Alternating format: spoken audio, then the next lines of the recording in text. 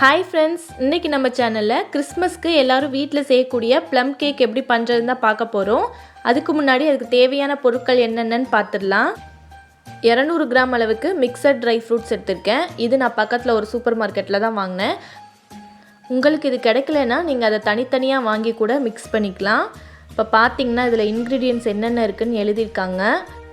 இது எல்லாமே நீங்கள் தனித்தனியாக வாங்கி கூட மிக்ஸ் பண்ணிக்கலாம். அப்படி உங்களுக்கு எல்லாமே கிடைக்கலனாலும் உங்களுக்கு ஈஸியாக கிடைக்கக்கூடிய உலர் திராட்சை, பாதாம், முந்திரி, டூட்டி ஃப்ரூட்டி மட்டும் வாங்கிக்கோங்க. இந்த மிக்ஸ்லையும் இதுதான் நிறையா கொடுத்துருப்பாங்க. அது எல்லாமே சேர்த்து ஒரு 200 கிராம் அளவுக்கு எடுத்துக்கோங்க. இதை பொதுவாக ரம்மில் ஊற வச்சு தான் செய்வாங்க. அதுக்கு பதிலாக இதை நம்ம கிரேப் ஜூஸ் இல்லை ஆரஞ்சு ஜூஸ் எதில் வேணாலும் ஊற வச்சு செய்யலாம். நம்ம இன்றைக்கி கிரேப் ஜூஸில் ஊற வச்சு தான் செய்ய போகிறோம். இந்த மிக்ஸில் செர்ரி இல்லை. என்னோடய ஹஸ்பண்டுக்கு இது ரொம்ப பிடிக்குன்றதுனால நான் அதை தனியாக வாங்கி ஆட் பண்ணேன். அது ரொம்ப பெருசாக இருந்ததுனால இந்த மாதிரி பாதியாக கட் பண்ணி அதை சேர்த்துக்கிட்டேன். இப்போ இது எல்லாமே நல்லா மூழ்கிற அளவுக்கு நம்ம ஜூஸ் அதில் சேர்த்துடலாம். ஜூஸ் சேர்த்ததுக்கப்புறம் நல்லா இந்த மாதிரி ஷேக் பண்ணி மிக்ஸ் பண்ணி விட்டுக்கோங்க. இப்போ நல்லா மிக்ஸ் பண்ணியாச்சு. இதை ஒரு நைட் ஃபுல்லாக நம்ம அப்படியே ஊற வைக்க போகிறோம். இப்போ அடுத்த நாள் காலையில் நான் எப்படி கேக் செஞ்சேன்றது தான் பார்க்க போகிறோம். 100 கிராம் அளவுக்கு மைதா எடுத்துக்கோங்க. 100 கிராம் அளவுக்கு ப்ரௌன் சுகர் எடுத்துக்கோங்க. இதை நல்லா நம்ம மிக்சியில் போட்டு பவுடர் ஆக்கி தான் நம்ம சேர்க்க போகிறோம். அதுக்கு முன்னாடி 4 கிராம்பு எடுத்துக்கோங்க. ஒரு சின்ன துண்டு பட்டை எடுத்துக்கோங்க. இது ரெண்டும் நம்ம தனியாக அரைக்க முடியாதுன்றதுனால சுகரோடு சேர்த்து அரைச்சிடலாம். நல்லா அந்த மாதிரி ஃபைனாக அரைச்சிக்கோங்க. இதை ஒரு பாத்திரத்தில் மாற்றிடலாம். அடுத்து பாதாமையும் நல்லா மிக்சியில் போட்டு ரொம்ப நைஸாக நல்லா அரைச்சிக்கோங்க. அது ஒரு 30 கிராம் அளவுக்கு நான் எடுத்திருக்கேன். 1 டீஸ்பூன் அளவுக்கு பேக்கிங் பவுடர் எடுத்துக்கோங்க. 1 டீஸ்பூன் அளவுக்கு பேக்கிங் சோடா, 1/2 டீஸ்பூன் அளவுக்கு உப்பு எடுத்துக்கோங்க. 100 கிராம் அளவுக்கு பட்டர் எடுத்திருக்கேன். இதை உருக்கி நம்ம தனியாக வச்சிடலாம். 3 முட்டை எடுத்திருக்கேன். இப்போ பார்த்தீங்கன்னா நைட் ஃபுல்லாக நல்லா ஊறிடுச்சு.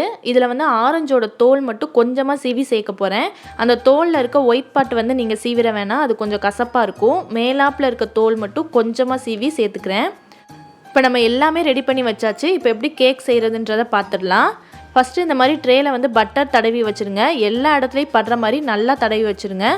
இது கேக் ஈஸியாக வர்றதுக்காக நம்ம பண்ணுறோம். அப்புறம் கொஞ்சமாக மைதா மாவு எடுத்து இந்த மாதிரி எல்லா இடத்துலையும் படுற மாதிரி இந்த மாதிரி தட்டி விட்டுக்கோங்க.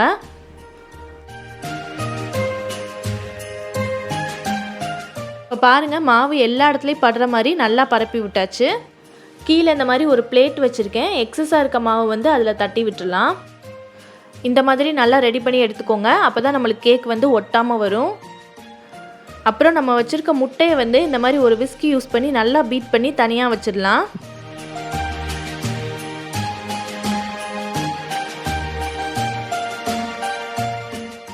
இதுக்கப்புறம் நம்ம எல்லாத்தையுமே மிக்ஸ் பண்ண போகிறோம். ஃபஸ்ட்டு நம்ம உருக்குன பட்டர் எடுத்துக்கலாம்.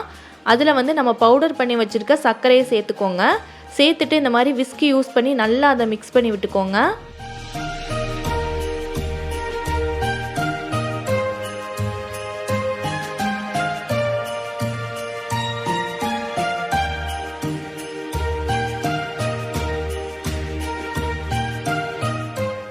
கூடவே நம்ம வச்சுருக்க முட்டையும் சேர்த்துடலாம்.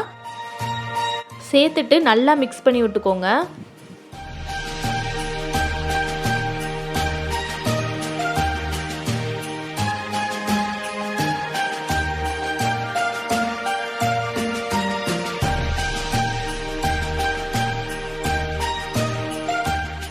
இப்போ பாருங்கள், நல்லா மிக்ஸ் பண்ணியாச்சு.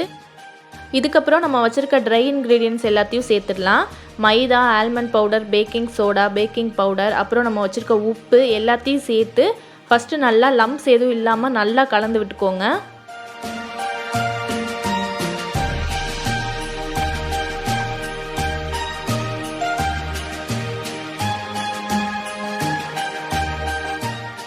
நல்லா இந்த மாதிரி மிக்ஸ் பண்ணிவிட்டு அதையும் சேர்த்துடலாம்.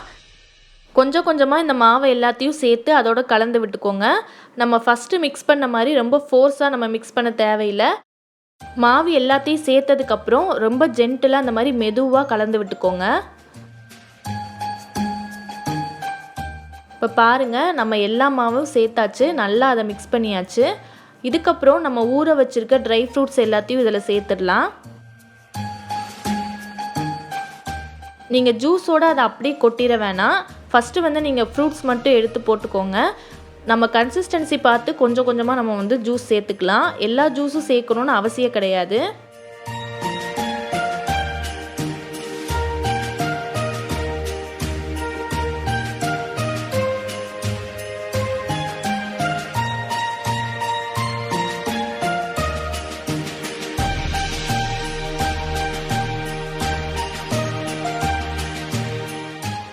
இப்போ நான் இதில் 2 ஸ்பூன் அளவு மட்டும் ஜூஸ் சேர்த்துக்கிறேன். உங்களுக்கு எவ்வளோ தேவையோ அந்த அளவு நீங்கள் பார்த்து சேர்த்துக்கோங்க. ரொம்ப கட்டியாக இருந்தால் இன்னும் கொஞ்சம் சேர்த்துக்கோங்க. நல்லா கலந்து விட்டாச்சு. இப்போ இதோட கன்சிஸ்டன்சி எப்படி இருக்கணும்னு நான் காட்டுறேன் பாருங்கள். ரொம்ப கெட்டியாக இருக்கணும்னு அவசியம் இல்லை. இந்தளவு இருந்தால் கரெக்டாக இருக்கும்.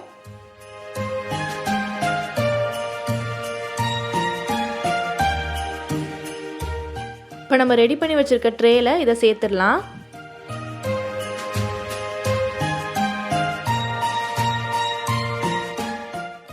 அவன் நான் ஏற்கனவே ஒரு 10 நிமிஷம் ப்ரீ ஹீட் பண்ணி வச்சுருந்தேன். அதுக்கப்புறம் 170 டிகிரி செல்சியஸில் ஒரு 60 நிமிஷம் வச்சுருந்தேன். எதுக்கும் நீங்கள் அப்பப்போ செக் பண்ணி பார்த்துக்கோங்க. உங்களுக்கு சீக்கிரம் ரெடி ஆயிடுச்சுன்னா அதுக்கு முன்னாடியே நீங்கள் எடுத்துடலாம்.